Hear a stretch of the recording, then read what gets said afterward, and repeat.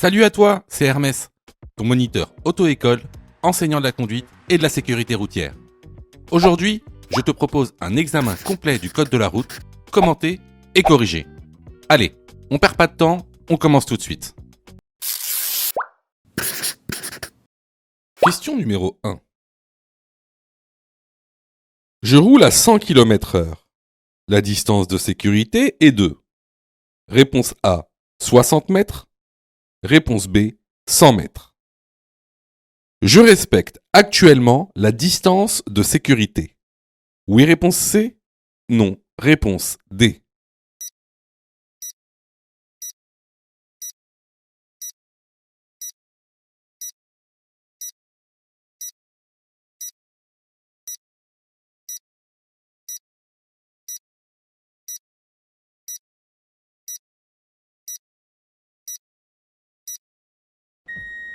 Alors, c'est une question très intéressante. Pourquoi ?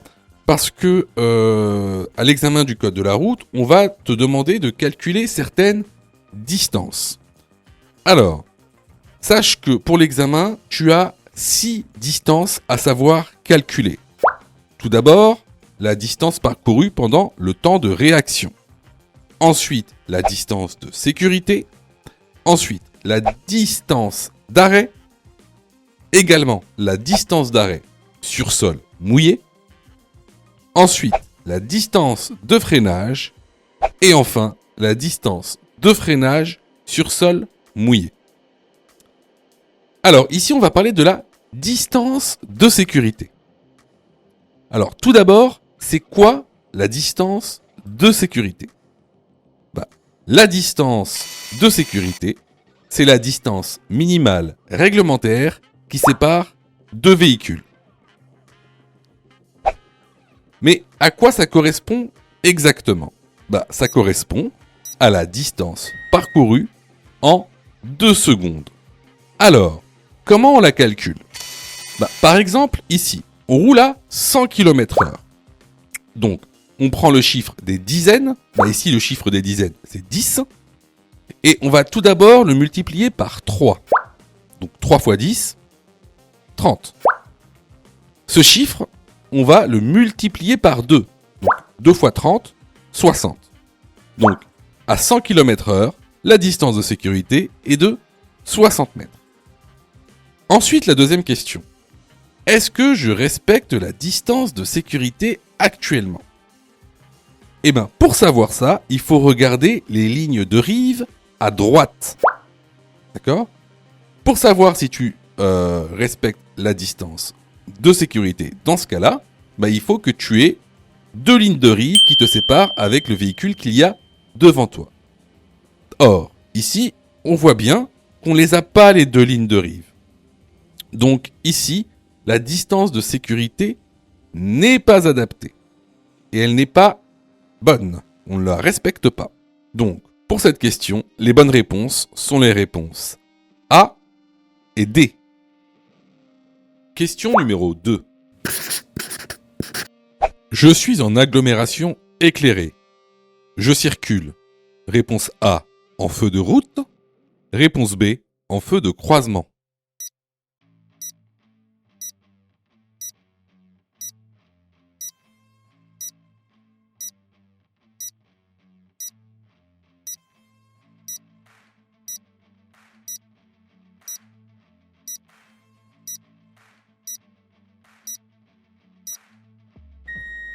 Alors ça, c'est une question de cours basique. Donc ici, on est en agglomération éclairée. Donc, je peux circuler en feu de croisement et également en feu de position. Par contre, les feux de route sont strictement interdits. La bonne réponse ici est la réponse B. Question numéro 3. Dans ce contexte, réponse A, je passe. Réponse B, je klaxonne et je passe. Réponse C, je m'arrête.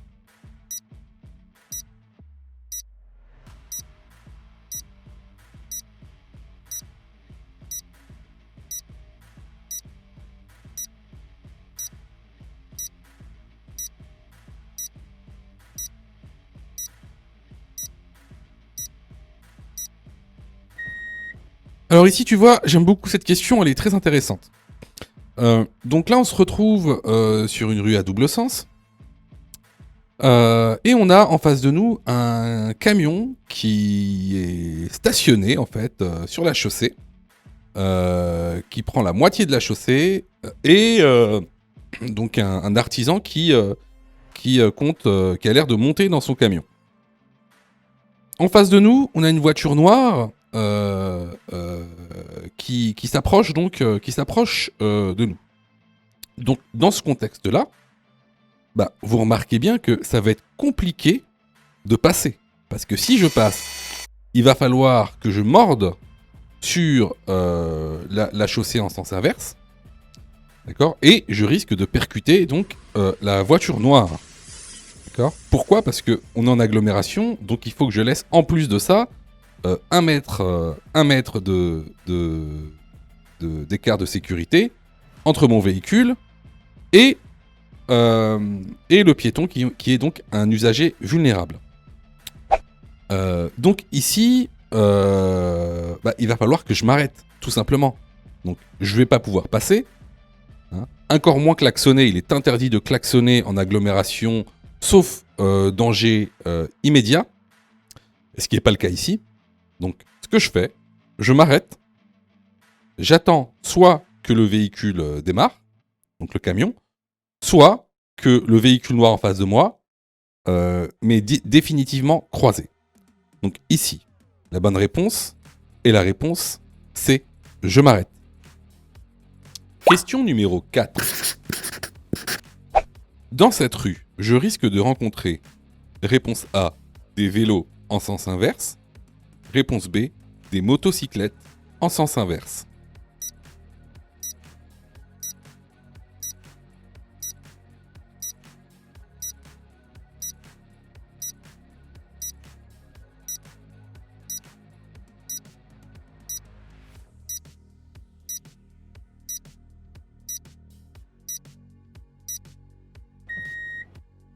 Alors ici, comme tu peux le voir à gauche sur la signalisation donc horizontale au sol, on a une voie réservée.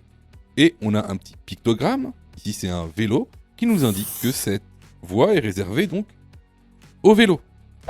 Alors, tu remarqueras que les vélos sont dans le sens contraire de ton sens de circulation à toi. Qu'est-ce que ça veut dire ?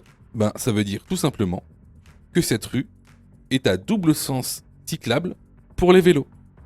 Donc, tu risqueras de rencontrer des vélos en sens inverse. La bonne réponse ici est la réponse A. Question numéro 5. Je dépasse les 3 camions en même temps. Oui, réponse A. Non, réponse B. Je dépasse en restant sur cette voie. Oui, réponse C.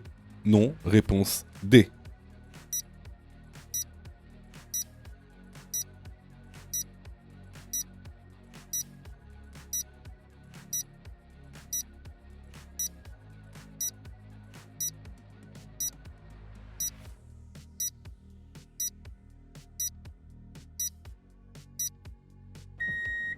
Alors ici, on est dans une situation très courante, surtout sur autoroute. Alors, ici, vous voyez qu'on a 3 camions sur la file de droite qui sont très rapprochés. Donc effectivement, si je les dépasse, je dépasse les 3 en même temps. Pourquoi ? Parce que si je me rabats entre les camions, la distance de sécurité ne sera pas respectée. Ensuite, deuxième partie de la question, je dépasse en restant sur cette voie. Alors, on voit bien que le camion du milieu, lui, a activé donc ses clignotants gauche pour dépasser un des camions. Donc, il risque de venir sur la voie dans laquelle on est. Donc, si je veux dépasser ces 3 camions, il faut que je me mette sur la file de gauche. Donc ici, à la question, je dépasse les 3 camions en même temps ? Oui, réponse A. Je dépasse en restant sur cette voie ? Non, réponse D. Question numéro 6. Pour un permis probatoire, le taux d'alcool maximal autorisé avant contravention est de A. 0,2 g par litre de sang, B. 0,5 g par litre de sang.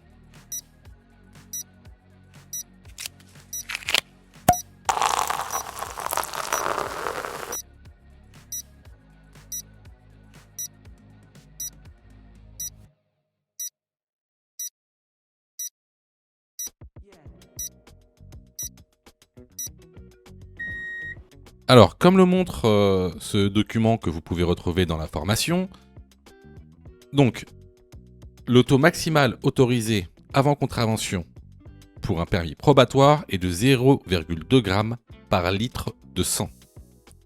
Lorsqu'on n'est pas en probatoire, c'est 0,5 g par litre de sang. Donc sachez qu'au-delà de 0,2 g, c'est une contravention de classe 4, donc vous perdez 6 points et vous payez 135 € d'amende. La bonne réponse est la réponse A. Question numéro 7. Je suis dans un carrefour où le croisement s'effectue. Réponse A, à l'indonésienne. Réponse B, par contournement. Je suis prioritaire pour tourner à gauche. Oui, réponse C. Non, réponse D.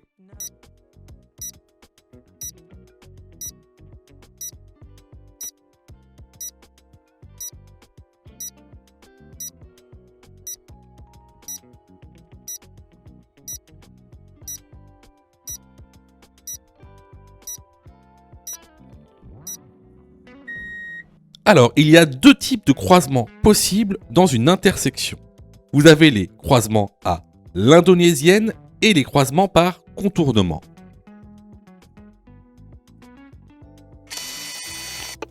Le croisement à l'indonésienne, c'est lorsque l'on se croise par l'avant. Les véhicules se font face. Le croisement par contournement, c'est lorsque le croisement s'effectue en contournant la voiture qui vient de face. Donc ici, je suis dans un carrefour à l'indonésienne, comme le montre le marquage au sol. Pour la deuxième question, est-ce que je suis prioritaire pour tourner à gauche? Eh bien, non. On est dans une intersection. Si je tourne à gauche, les véhicules qui viennent en sens inverse viennent à ma droite. Je dois donc laisser la priorité à droite. Alors, pour cette question, vraiment, si tu as eu foi à cette question, et notamment sur la notion de croisement à l'indonésienne et le croisement par contournement, c'est que clairement, il te manque des notions de base sans lesquelles tu ne pourras pas avoir ton code de la route. Donc, si tu as eu faux, je t'incite vivement à te former via notre plateforme pédagogique en cliquant sur le lien en description de la vidéo.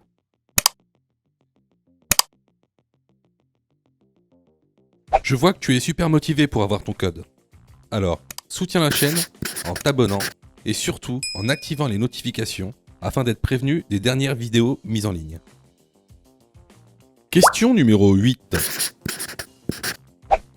Cet usager est bien garé. Oui, réponse A, non, réponse B. Il risque une amende de 135 €. Oui, réponse C, non, réponse D.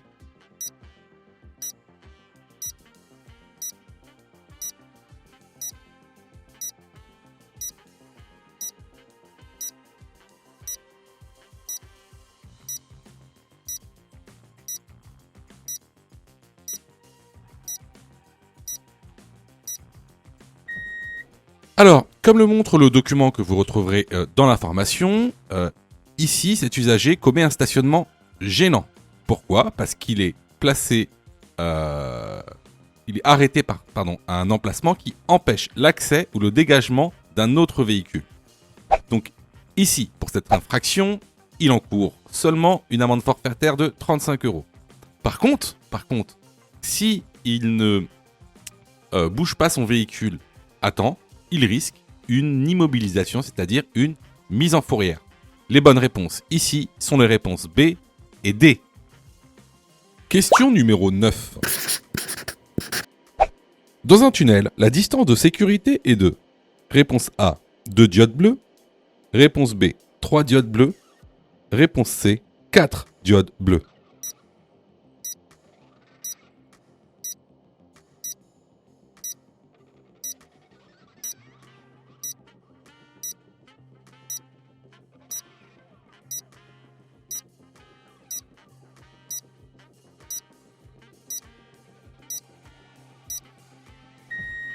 Alors, remarquez bien ici dans le tunnel, regardez les lignes de rive, elles sont continues. Donc, il est impossible de connaître sa distance de sécurité en regardant les lignes de rive, comme on le fait souvent sur une route. Alors, effectivement, dans un tunnel, la distance de sécurité sera de 2 diodes bleues. La bonne réponse ici est la réponse A. Question numéro 10. Le liquide AdBlue permet de réduire les émissions polluantes. Oui, réponse A. Non, réponse B.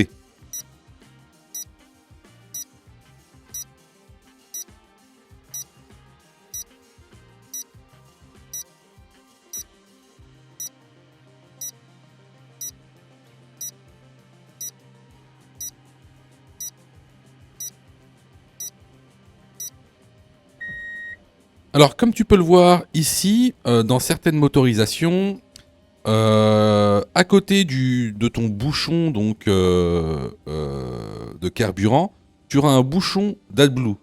L'AdBlue, c'est un liquide qui permet en fait de réduire les émissions polluantes. Donc, la bonne réponse ici est la réponse A. Question numéro 11. Je circule hors agglomération. La signalisation indique un passage à niveau. Avec barrière, oui réponse A, non réponse B. À 150 mètres. Oui réponse C, non réponse D.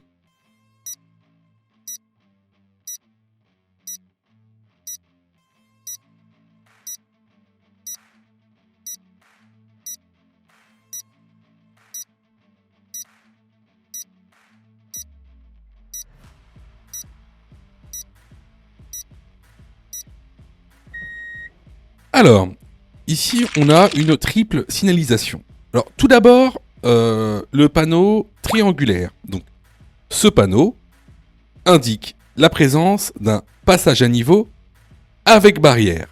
À ne pas confondre avec son pendant, qui est ce panneau, et qui indique un passage à niveau sans barrière ni demi-barrière. Juste en dessous de ce panneau, on a un panonceau. Et comme d'habitude, le panonceau vient préciser le panneau qui est au-dessus.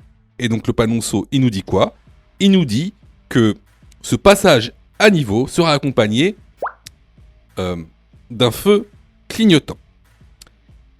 Également, en dessous, on a ce qu'on appelle des balises. Alors, ces balises vont te donner la distance à laquelle se trouve ce passage à niveau. Alors, lorsque cette balise a 3 bandes rouges, alors cela veut dire que le passage à niveau se trouve à 150 mètres. Lorsque cette balise a 2 bandes rouges, ça veut dire que le passage à niveau se trouve à 100 mètres. Et lorsque la balise a qu'une seule bande rouge, c'est que le passage à niveau se trouvera à 50 mètres. Donc ici, je circule, la signalisation indique un passage à niveau avec barrière. La bonne réponse est la réponse A.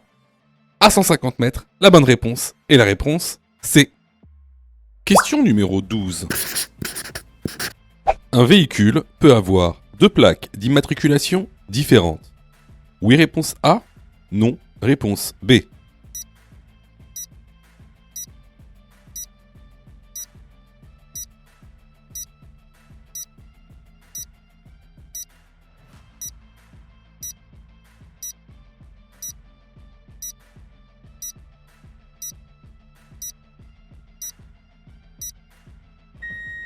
Alors, la plaque d'immatriculation d'une voiture est unique. Donc, il ne peut pas y avoir 2 plaques différentes pour une même voiture. La bonne réponse ici est la réponse. Question numéro 13.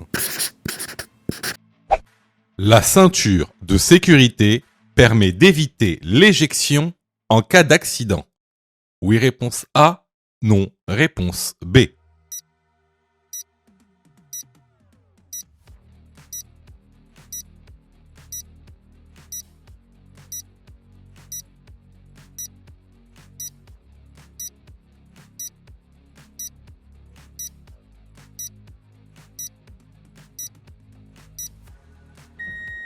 Eh bien, effectivement, la ceinture de sécurité, ça sert à ça. Ça sert à éviter que ton corps soit éjecté à l'extérieur du véhicule en cas d'accident afin de réduire les dommages corporels. Donc ici, la bonne réponse est la réponse A.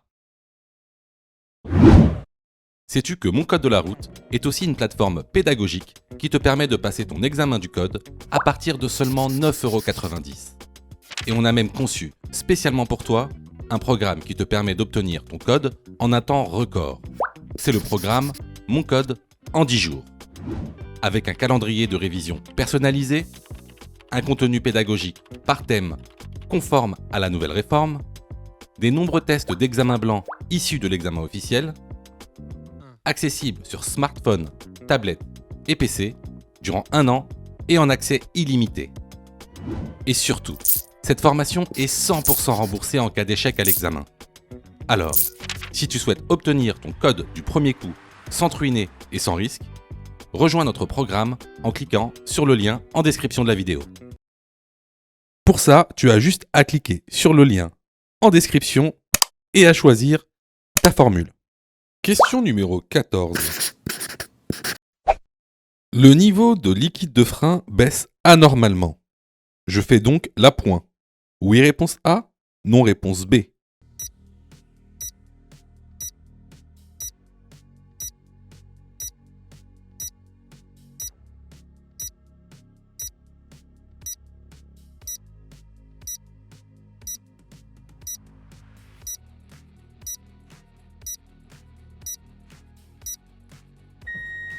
Alors, si votre niveau de liquide de frein baisse anormalement, il ne sert à rien de faire l'appoint. Vous avez vraisemblablement une fuite.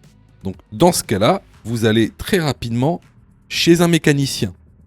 Donc, la bonne réponse ici est la réponse B. Question numéro 15.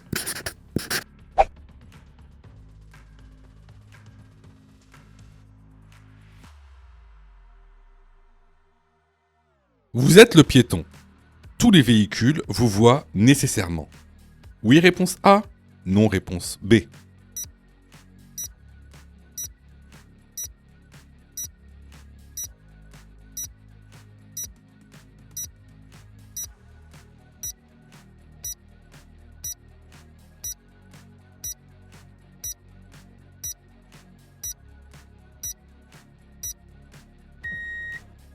Alors ici, vous voyez, vous êtes le piéton.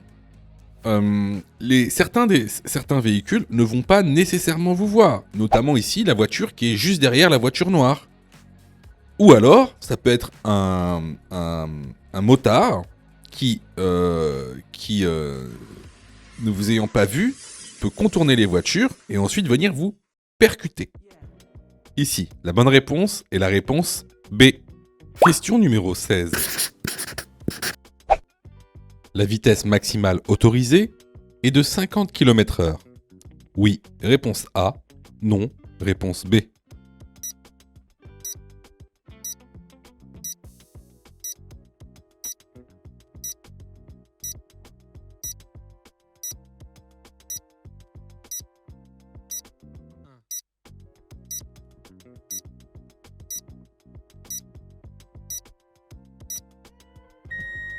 Alors, ici la signalisation montre donc un panneau d'interdiction de vitesse maximale, ici 50 km/h, qui est accompagné d'un panonceau. Donc d'un panonceau affichant une motocyclette, attention, et non pas un cyclomoteur, une motocyclette, avec indiqué en interfile. Donc, les panonceaux, comme vous le savez, sont là pour préciser les panneaux. C'est une précision. Donc, que nous dit cette signalisation? Elle nous dit que les motos en interfile ne doivent pas dépasser 50 km/h. Ils ont le droit d'être en interfile, mais ils ne peuvent pas dépasser en interfile la vitesse maximale autorisée de 50 km/h. Voilà. Ce panneau, enfin le panneau de limitation de vitesse, ne concerne pas les autres usagers de la route. Ici, en tout cas, les véhicules à moteur. Donc, il ne concerne pas les voitures et les camions et même les motos. Ce panneau concerne seulement ce qui est indiqué dans le panneau, c'est-à-dire les motocyclettes en interfile. Voilà. Donc, la vitesse maximale autorisée n'est pas de 50 km/h. La bonne réponse est la réponse B. Question numéro 17. Je peux stationner sur la voie à ma droite. Oui, réponse A. Non, réponse B.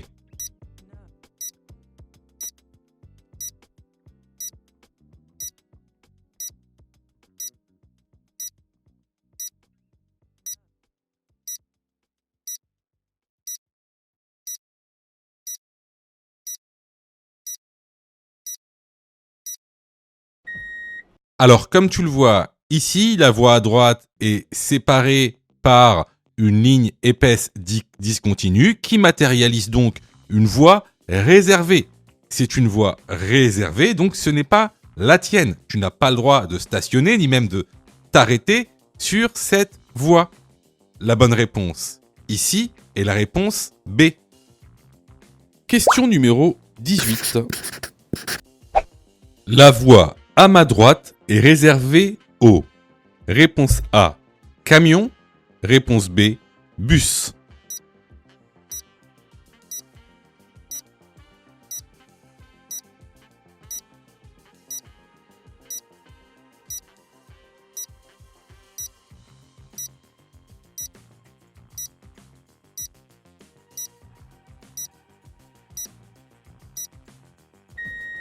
Alors, tu peux remarquer que la voie de droite est délimitée par des lignes discontinues épaisses. Donc, ces lignes discontinues épaisses viennent matérialiser la présence d'une voie qui est réservée. Alors ici, comment on peut savoir que cette voie est réservée au bus ? C'est simple, il y a un indice, il y a un arrêt de bus juste ici. Donc, effectivement, cette voie est réservée au bus. La bonne réponse est la réponse B. Les vidéos sont totalement gratuites, donc abonne-toi pour aider la chaîne et surtout, active les notifications pour être prévenu des dernières vidéos et avoir ton code beaucoup plus rapidement. Question numéro 19. En période hivernale, après ce panneau, je suis dans l'obligation d'équiper mon véhicule de chaîne ou chaussettes si je n'ai pas de pneus hiver. Oui, réponse A. Non, réponse B.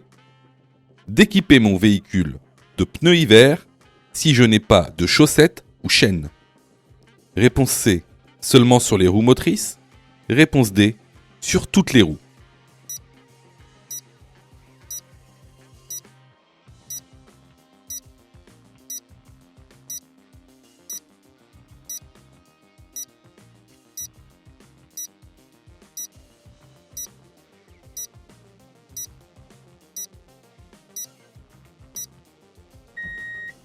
Alors là, c'est vraiment une question qui montre si vous connaissez réellement votre code ou non. C'est pas une question difficile, contrairement à ce que beaucoup pourraient croire. Mais voilà, c'est vraiment une question où là, bon, si vous avez faux, clairement, vous avez besoin d'être formé. Alors, que veut dire ce panneau ? Donc, vous savez que ce panneau, c'est une entrée de zone d'équipement obligatoire en période hivernale. Alors, qu'est-ce que dit ce panneau de manière exacte ? Ce panneau, en fait, après ce panneau, tu es obligé, d'accord, soit d'équiper ton véhicule de pneus hiver, les 4 roues, quoi qu'il arrive, qu'elles soient motrices ou non, les 4 roues, ou de détenir un dispositif amovible, c'est-à-dire des chaînes métalliques ou des chaussettes. Il faut bien que tu vois la différence. Si tu as des pneus hiver, alors après ce panneau, en période hivernale, tu es obligé de les mettre, peu importe l'état de la route.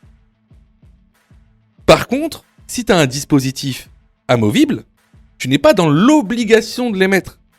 Tu es dans l'obligation de posséder ces dispositifs amovibles. D'ailleurs, regarde, sur le panneau, le dispositif amovible, il est dans une mallette. D'accord ? Ici, les chaînes, elles sont pas équipées. D'accord ? Alors, il y a un autre panneau qui, lui, t'oblige à mettre des chaînes ou des pneus hiver. Donc, c'est ce panneau-là. Et ça, c'est un panneau d'obligation. C'est différent. Donc, tu vois ici la nuance. Ben voilà, c'est ça en fait, connaître réellement son code de la route. C'est la différence entre les gens qui vont l'avoir du premier coup et les gens qui vont le passer plusieurs fois. Voilà. Donc ici, en période hivernale, après ce panneau, est-ce que je suis dans l'obligation d'équiper mon véhicule de chaînes ou de chaussettes si j'ai pas de pneus hiver ? Bah non, je suis pas obligé d'équiper. Je suis obligé de posséder. D'équiper mon véhicule de pneus hiver si je n'ai pas de chaussettes ou chaînes sur toutes les roues, pas seulement sur les roues motrices, sur toutes les roues. Donc les bonnes réponses ici sont les réponses B et D. Question numéro 20. Dans cette situation, je peux dépasser ce camion. Oui, réponse A. Non, réponse B. J'attends avant de dépasser. Oui, réponse C. Non, réponse D.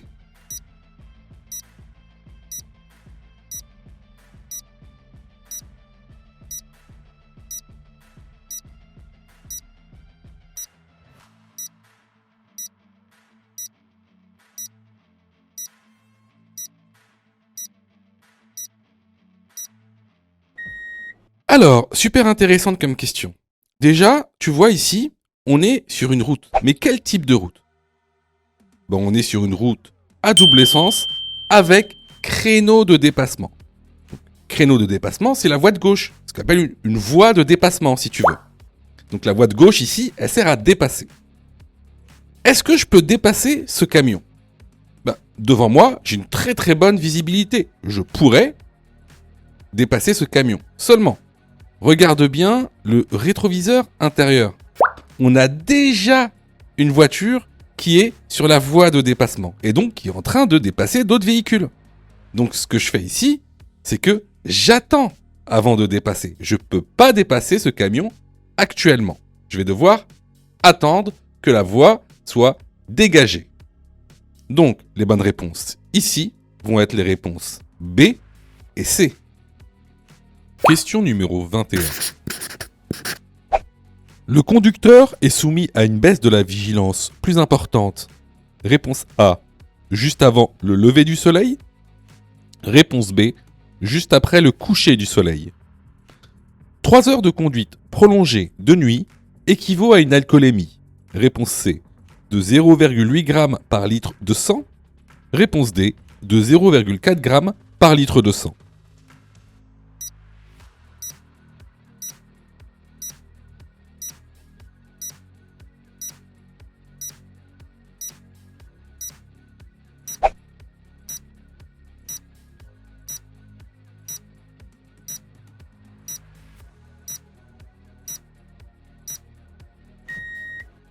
Alors, comme se montre le document, on a 2 baisses de vigilance très importantes chez l'être humain.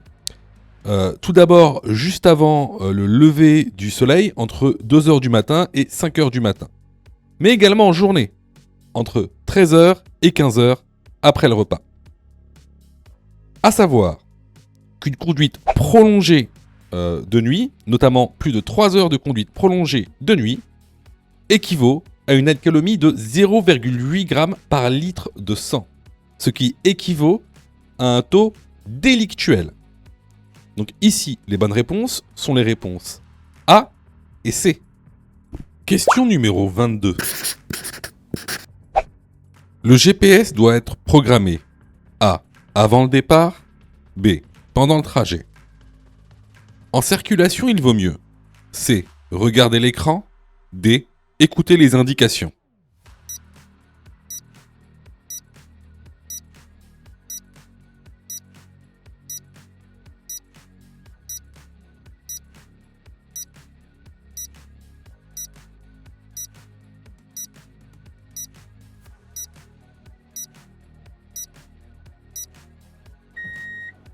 Alors bien sûr, le GPS doit être programmé avant le départ. Pareil, en circulation, vaut mieux écouter les indications plutôt que de regarder l'écran. Tout simplement parce que ça va diminuer votre vigilance. Vous n'aurez plus le regard porté sur la route. Donc ici, les bonnes réponses sont les réponses A et D. Question numéro 23. Ce pneu est en bon état. Oui, réponse A. Non, réponse B.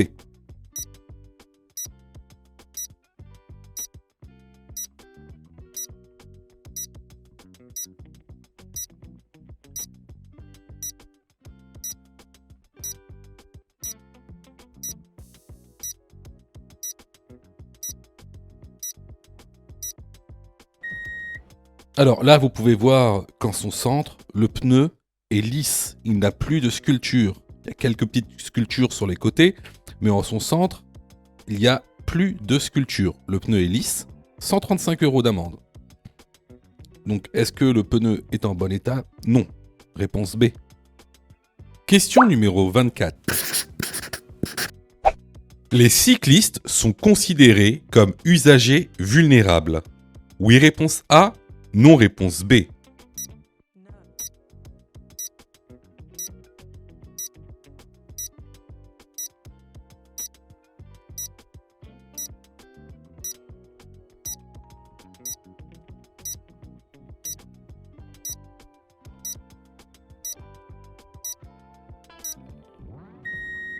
Alors, oui, effectivement, ce sont des usagers vulnérables.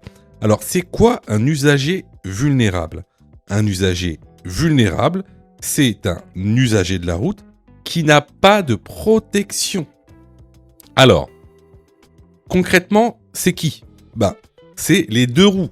Les deux roues qui soient motorisées, c'est-à-dire les scooters et les motos, mais également les cyclistes. Ça peut être aussi ceux qui se déplacent en engin de déplacement personnel, motorisé ou non, c'est-à-dire les trottinettes ou trottinettes électriques. Mais également les piétons. Les piétons sont des usagers de la route, vulnérables également. Donc, ici, est-ce que les cyclistes sont considérés comme usagers vulnérables? La bonne réponse est la réponse A. Si tu aimes le contenu, alors prends quelques secondes pour liker la vidéo. C'est très important. Cela nous permet d'être mieux référencés et donc de te présenter encore plus de vidéos pour que tu puisses obtenir ton code le plus rapidement possible. Question numéro 25.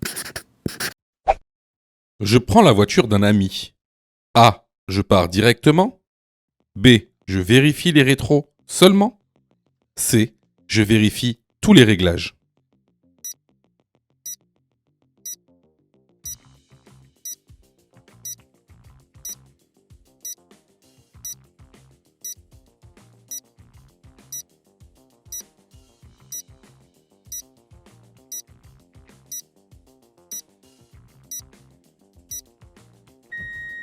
Bien sûr, lorsqu'on prend une nouvelle voiture ou la voiture de quelqu'un d'autre, on vérifie tous les réglages.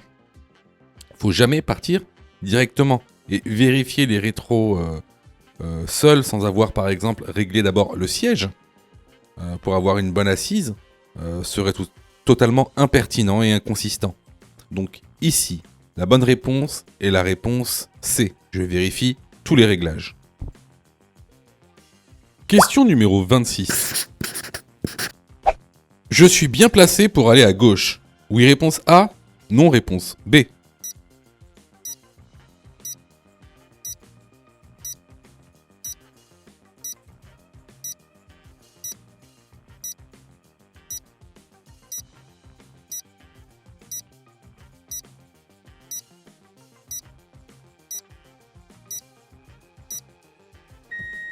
Alors effectivement ici, vous voyez, vous êtes dans une voie réservée. Vous voyez les lignes, ce sont des lignes épaisses.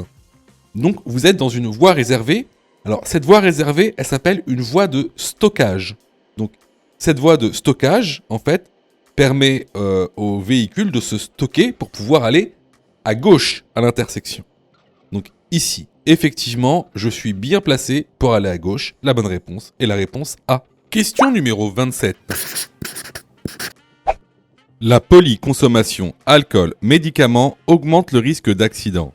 Oui, réponse A. Non, réponse B.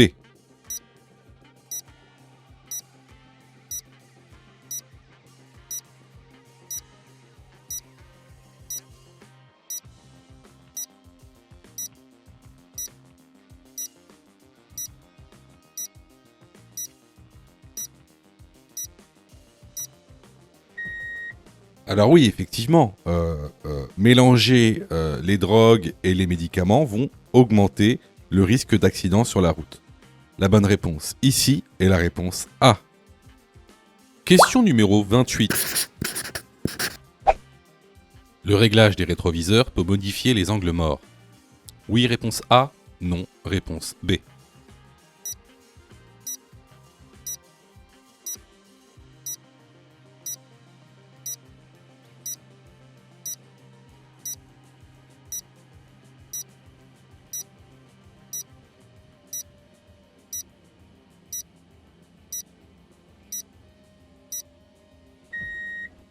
Alors, comme vous le voyez sur le petit dessin, effectivement, modifier ces rétroviseurs va modifier les angles morts.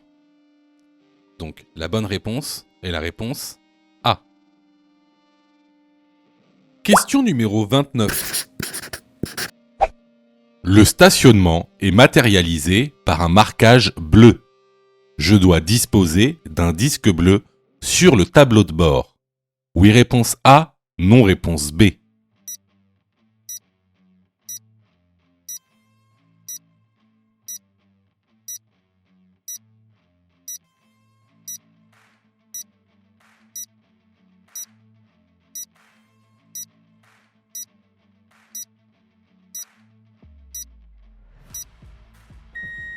Alors, comme tu peux le voir, le stationnement est délimité par des lignes bleues. C'est-à-dire que tu es sur une zone de stationnement bleue. Donc le stationnement est gratuit, limité dans le temps, et tu dois apposer ton disque bleu sur le tableau de bord avec l'heure d'arrivée au stationnement. La bonne réponse ici est la réponse A. Question numéro 30. Les documents obligatoires lors d'un contrôle de police sont: réponse A, le permis de conduire. Réponse B, l'assurance du véhicule. Réponse C, la carte grise.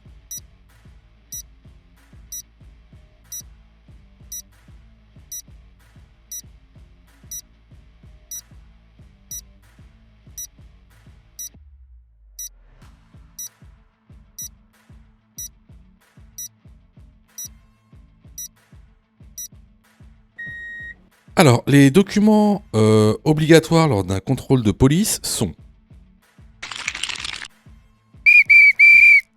le permis de conduire, la carte grise et la preuve du contrôle technique. Ça peut être tout simplement le timbre collé sur la carte grise. Mais vous n'êtes pas obligé de montrer votre contrôle technique. Sachez que l'assurance n'est plus obligatoire à bord d'un véhicule, tout simplement parce que maintenant ils ont un fichier. Donc c'est le fichier FVA, le fichier des véhicules assurés, et donc ils peuvent vérifier par eux-mêmes avec le numéro d'immatriculation si vous êtes assuré ou non. Donc ici, les bonnes réponses sont les réponses A et C. Question numéro 31. Le camion est stationné. Il met son clignotant droit. Je passe. Oui, réponse A. Non, réponse B. Je m'arrête et le laisse passer. Oui, réponse C. Non, réponse D.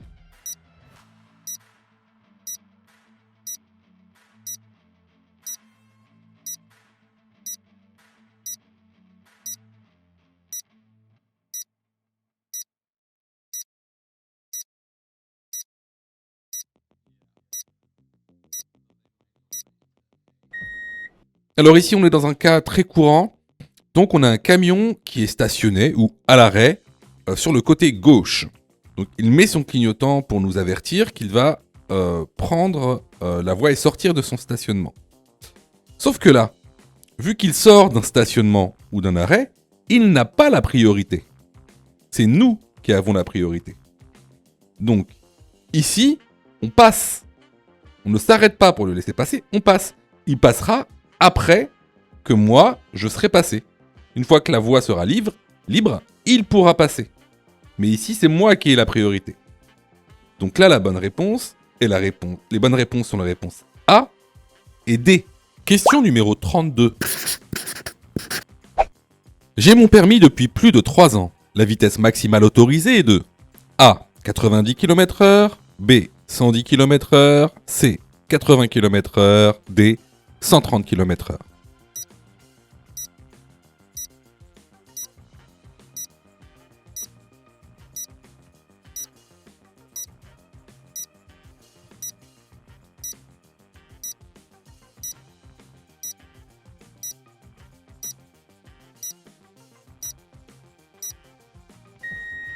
Alors, encore une fois, ici, c'est une question de cours. Donc, pour savoir quelle est la vitesse maximale autorisée, c'est très simple, il faut savoir où on est. Donc, ici, on est dans une route à double sens avec créneau de déplacement. Donc, si on reprend le document que vous trouverez donc, dans l'information, donc on est dans une route à double sens avec créneau de déplacement. Donc, la vitesse maximale autorisée est de 90 km/h pour une personne qui a passé son probatoire. Donc la bonne réponse ici est la réponse A. Alors, vous voyez, il y a beaucoup de gens, en fait, je sais, je sais que vous vous êtes trompés. Enfin, beaucoup d'entre vous se sont trompés. Je sais que vous passez beaucoup de temps à réviser votre code. Je le sais. Sûrement que même vous avez une application gratuite, mais vous savez, les applications gratuites, si c'est gratuit, ne pensez pas que vous allez avoir de la qualité, d'accord ? Ne pensez pas ça. C'est pas pour rien qu'il y a 40% de taux d'échec. Quasiment la moitié des gens qui regardent cette vidéo vont rater leur code. Pas parce qu'ils n'ont pas travaillé, pas parce qu'ils sont nuls, parce que vous avez été mal formés. C'est pour ça que nous, on vous propose donc une plateforme de formation 100% dédiée au code de la route, réalisée par des professionnels, avec une méthodologie adéquate qui vous permettra d'avoir votre code de la route rapidement. En plus de ça, vraiment ça coûte pas cher. Vous pouvez commencer à vous former pour 9,90 €. Ça c'est la formule la plus basse. Sinon, vous pouvez même choisir la formule Mon code en 10 jours, et avec cette formule, vous êtes 100% remboursé si vous ratez votre code, simplement en envoyant la preuve de votre échec. Donc voilà, moi un petit conseil que je vous donne, surtout si vous êtes trompé à cette question, allez dans la plateforme, formez-vous correctement, vous allez voir, ça va bien se passer. Pour ça, tu as juste à cliquer sur le lien en description et à choisir ta formule. Question numéro 33. Plus je roule vite, plus la distance parcourue durant le temps de réaction est grande. Oui, réponse A, non, réponse B.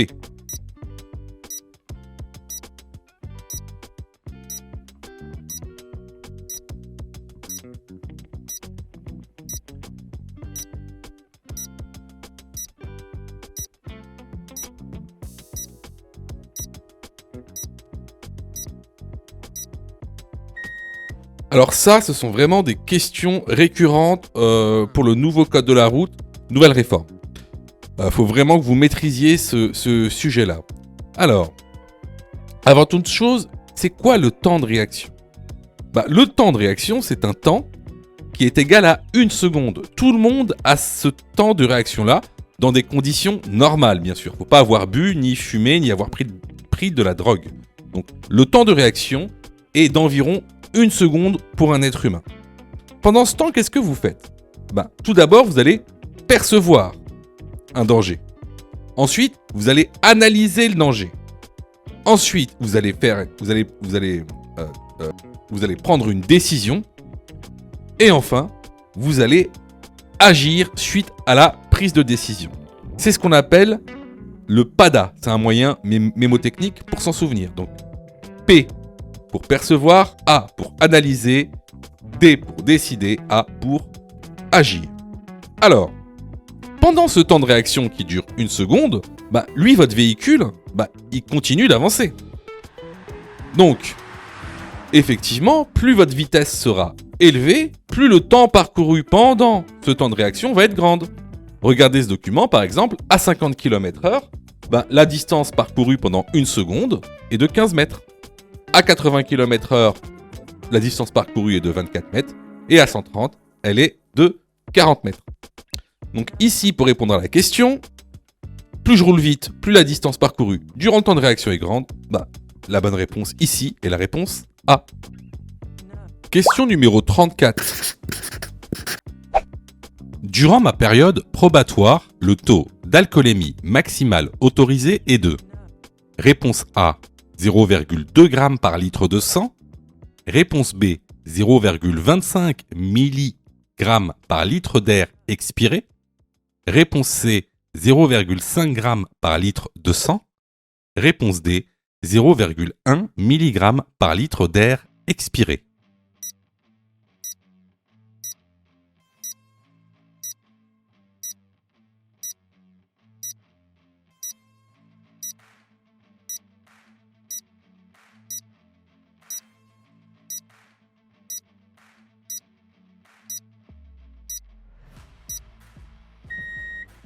Alors, il faut que tu saches que l'alcoolémie est exprimée en 2 unités, en grammes par litre de sang et en milligrammes par litre d'air.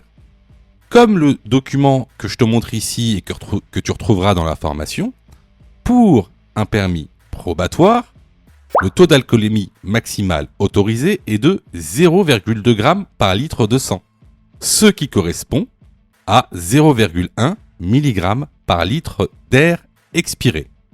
Donc, ici, les bonnes réponses sont les réponses A et D. Question numéro 35.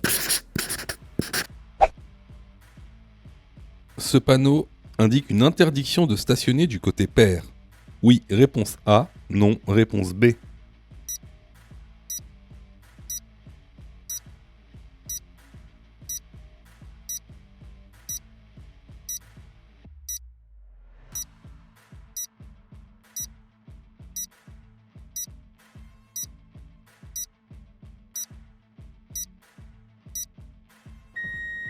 Ce panneau indique une interdiction de stationner du 16 au 31.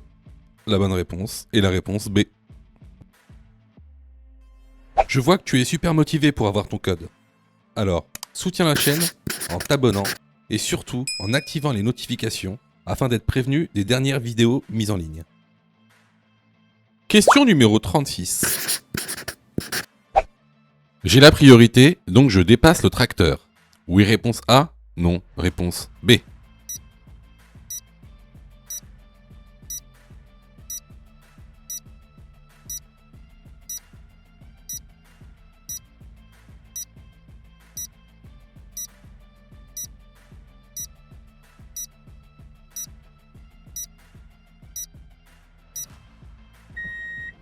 Alors ici, effectivement, on a un panneau qui nous indique qu'on a la priorité à la prochaine intersection. On a en face de nous un véhicule lent. Cependant, vous voyez là, il y a 2 choses en fait. Il y a une petite camionnette jaune qui arrive à une intersection. Et comment on sait que c'est une intersection ? Il y a une balise. Vous voyez la balise blanche avec le trait rouge ? Ça, c'est une balise d'intersection. Donc ici, vu qu'on a une intersection, on va pas dépasser le tracteur. On dépassera le tracteur après l'intersection. Donc ici, j'ai la priorité, donc je peux dépasser le tracteur. Non, la bonne réponse est la réponse B. Question numéro 37. Un piéton a 90% de chances de survie en cas de choc A. Réponse A, 50 km/h. Réponse B, 30 km/h.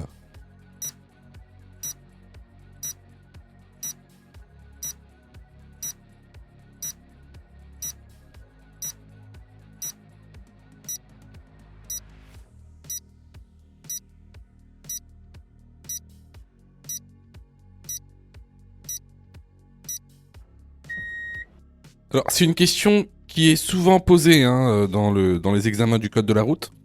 Donc, faut le savoir par cœur. Effectivement, à 30 km/h, en cas de choc avec un véhicule, un piéton a 90% de chances de survie.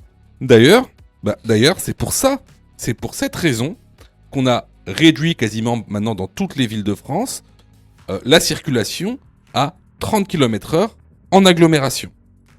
Donc la bonne réponse ici est la réponse B. Question numéro 38.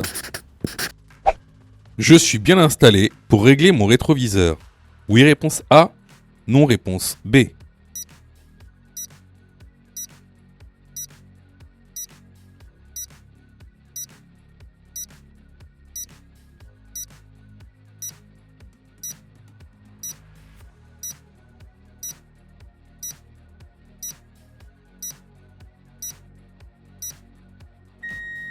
Alors ici, il est très très mal installé pour régler son rétroviseur. Pour régler son rétroviseur, il faut qu'il ait son dos sur le dossier du siège. Donc ici, la bonne réponse est la réponse B. Alors là, c'était vraiment une question de cours qu'on voit régulièrement dans la formation. Donc si vous avez eu faux à cette question, vraiment, je vous incite vraiment à vous former, que ce soit chez nous ou ailleurs. Alors, je reçois plusieurs messages de votre part, d'ailleurs je vous en remercie. Alors, vous me posez souvent deux questions. Alors, la première c'est quand est-ce que je suis prêt pour passer mon code ? Et la deuxième c'est est-ce que je dois suivre la formation ? Alors, tout d'abord, on va répondre à la première question. Quand est-ce que tu es prêt pour passer ton code ? C'est très simple. Si tu fais moins de 5 fautes sur les 5 dernières séries d'examens blancs que tu as fait, alors tu es prêt à passer le code de la route. Donc attention, ça veut dire qu'il faut que sur les 5 dernières séries que tu as faites, de manière consécutive, il n'y a pas une seule série où tu as fait plus de 5 fautes. Donc si tu as fait plus de 5 fautes à une seule série, il faut que tu continues à faire des examens blancs. La deuxième question. Est-ce que il serait mieux pour moi de prendre une formation ? Alors, là, c'est pareil. Si tu fais 8 fautes ou plus sur les 5 dernières séries d'examens blancs que tu as faites, alors, il est vivement conseillé de te former. Ça veut tout simplement dire que il te manque certaines notions essentielles. Ça veut pas dire que tu connais pas ton cours, ça veut dire qu'il te manque des notions essentielles pour pouvoir progresser. Et clairement, c'est pas en faisant des examens blancs que tu vas progresser, tu vas même plutôt stagner. Voilà. Donc si tu as fait 8 fautes ou plus sur l'une des 5 dernières séries que tu as faites, je te conseille vivement de te former. Surtout que on a mis en place donc une plateforme pédagogique qui répond vraiment à tous vos besoins. On a fait en sorte que tout le monde puisse se former au code de la route. Vous avez la formule standard, par exemple, qui est à 19,90 € par an. Donc vous payez une fois 19,90 € et vous avez le droit à toute la plateforme pendant 1 an en illimité, avec tous les cours, tous les 10 thèmes, plus de 1200 questions issues de l'examen officiel, commentées et corrigées. Vous avez pour ceux par exemple qui veulent passer leur code rapidement, la formule à mon code en 10 jours, pour passer son code en 10 jours, qui est à 39,90 € par an, en illimité. Et en plus, si vous ratez votre code, vous êtes 100% remboursé, seulement en envoyant votre preuve d'échec. Sinon, pour ceux qui le souhaitent, vous avez la plus petite formule, la formule basique, qui est à 9,90 € par semaine. Celle-ci, c'est une formule qui est hebdomadaire, qui en général est réservée à ceux qui ont déjà passé leur code et qui ont échoué. C'est une sorte de remise à niveau. Donc, vraiment, il y en a pour tous les besoins et il y en a aussi pour tous les prix. Et c'est vraiment pas cher. Ce serait bête de rater son code alors que vous auriez pu vous former pour 9,90 €. Pour ça, tu as juste à cliquer sur le lien en description et à choisir ta formule. Question numéro 39. Tous les médicaments sont autorisés pour la conduite. Oui, réponse A. Non, réponse B.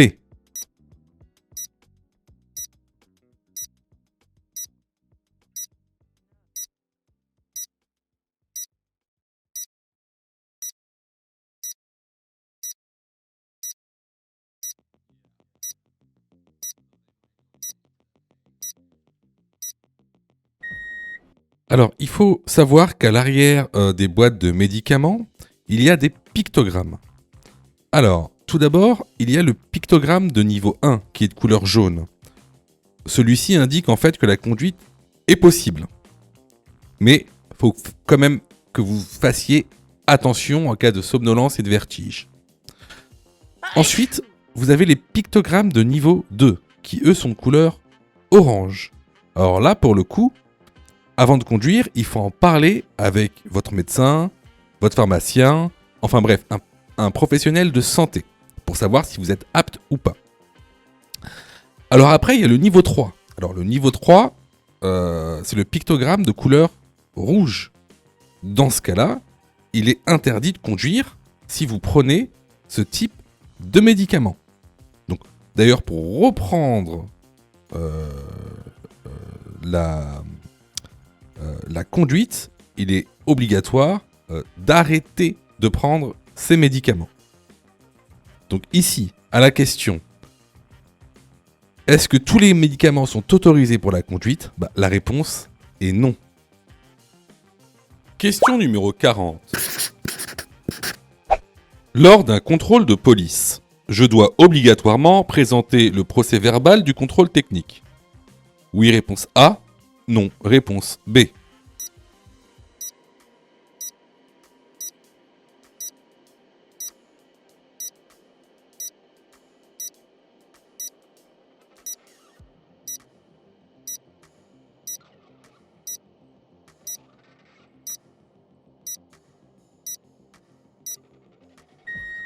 Alors ça, c'est une question qu'on a vue plusieurs fois.